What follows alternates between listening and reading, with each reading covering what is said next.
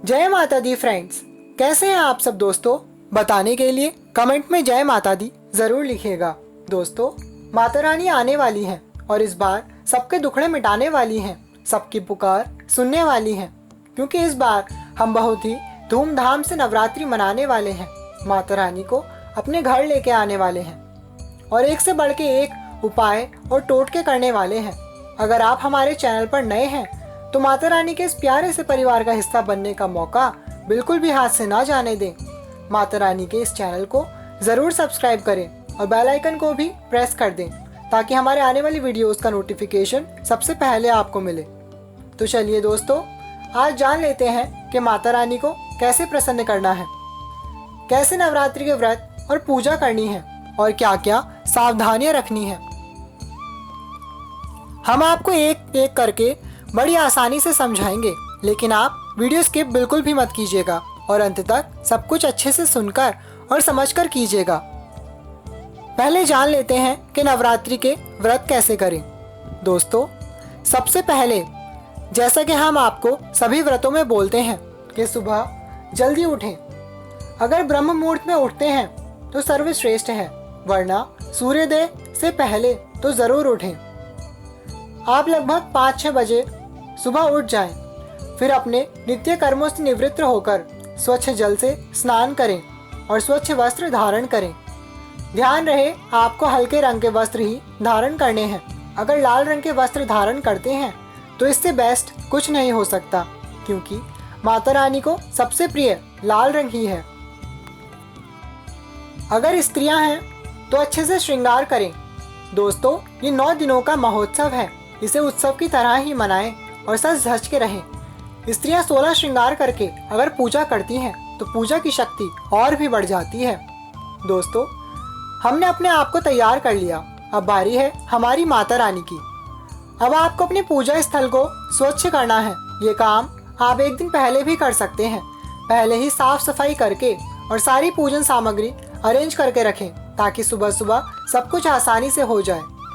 दोस्तों, अगर आप नवरात्रि के पूरे 9 दिन के व्रत रखते हैं तो आपको कलश स्थापना जरूर करनी चाहिए। कलश स्थापना नवरात्रि पूजन का एक अभिन्न अंग है। एक लाल वस्त्र बिछाकर उस पर थोड़े अक्षत रखें और उस पर एक मिट्टी, पीतल, तांबे, सोने या चांदी किसी भी धातु का कलश जल भर कर रखें। उसमें थोड़ा गंगा जल, दुर्वा, लौंग, सुपारी, जायफल, गंध पुष्प, अक्षत, रोली, हल्दी, कुमकुम इत्यादि डालकर उस पर 5 आम या अशोक के पत्ते रखें और उस पर एक नारियल पर चुनरी लपेट कर रखें। कलश स्थापना करने से पहले प्रथम पूज्य गणपति देव का पूजन करना ना भूलें। कलश स्थापना के बाद आप चाहें तो अखंड ज्योति भी रख सकते हैं। 9 दिनों तक अगर आप मेंटेन कर रख सकते हैं तो ही रखें, वरना स्किप कर दीजिए। दोस्तों, अभी यहाँ पर हमने आपको संक्षिप्त में ही बताया है।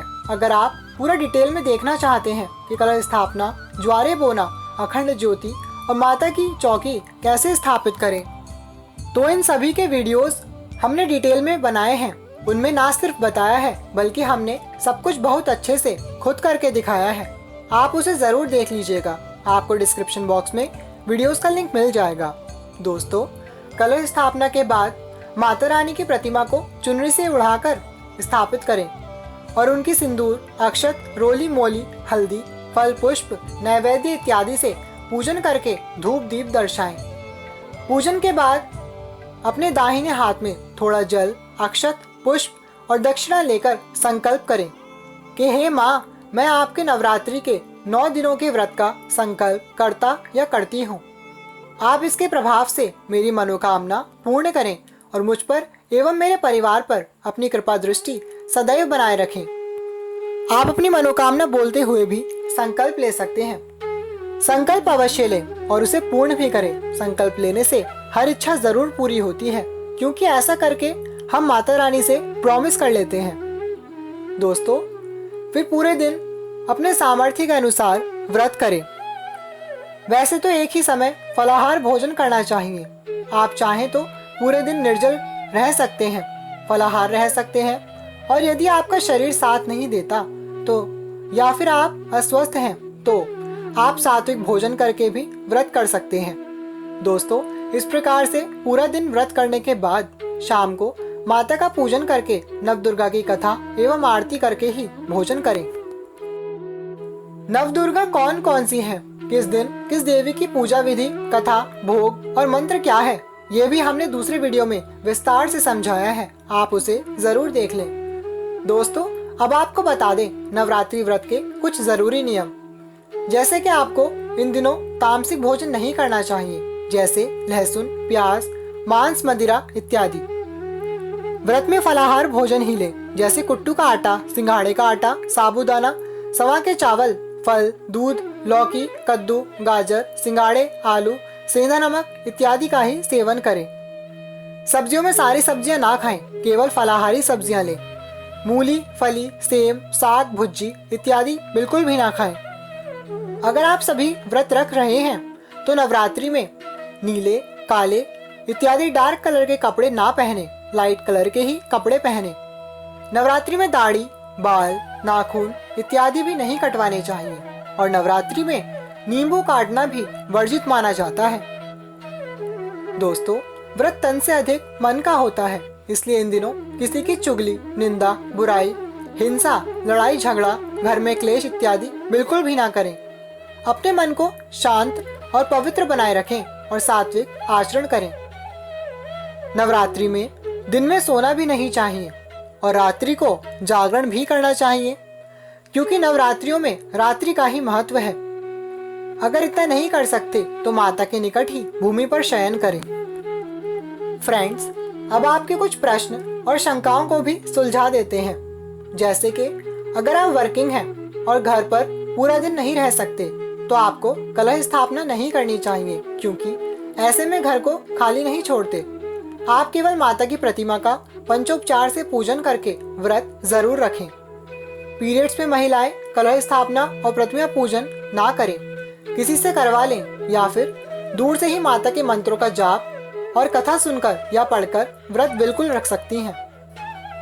अगर आप पूरे 9 दिन व्रत नहीं रख सकते तो पहले और अंतिम दिन जरूर व्रत रखें, बाकी दिनों सात्विकता का पालन करें।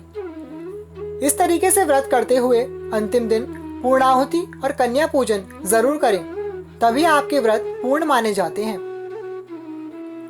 दोस्तों, जो करें पूरे श्रद्धा भक्ति भाव से करें, मन में बिना कोई वहम विचार लाए। माँ हमें भूखा देखकर प्रसन्न नहीं होती, बल्कि हमारी श्रद्धा और दृढ़ निष्ठा देखकर मुस्कुराती हैं। इसलिए हम अपने तन और मन को पवित्र करने के लिए ही व्रत करते हैं। इस साल नवरात्रि कब है, कलश स्थापना का शुभ मुहूर्त और कथाएं जानने के लिए डिस्क्रिप्शन बॉक्स में दी गई वीडियोस जरूर देख लीजिएगा।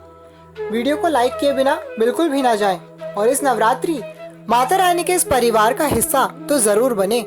ये मौका अपने हाथ से ना जाने दें। चैनल को अभी सब्सक्राइब करें और बेल आइकन भी प्रेस करें, क्योंकि हम अपने परिवार के लिए लाते हैं एक से बढ़कर एक उपाय और व्रत पूजा की जानकारियाँ। अगर अब भी आपके मन में कोई प्रश्न या शंका है तो आप निसंकोच होकर के हमसे कमेंट सेक्शन में पूछ लीजिएगा, आपको उत्तर अवश्य मिलेगा। इस साल हम बहुत ही धूमधाम से माता रानी को मनाने वाले हैं, तो जुड़े रहिएगा हमारे साथ और दूसरों को भी जरूर जोड़िएगा वीडियो शेयर करके। अब मिलेंगे अगली वीडियो में। Thank you all, love you all, जय माता दी।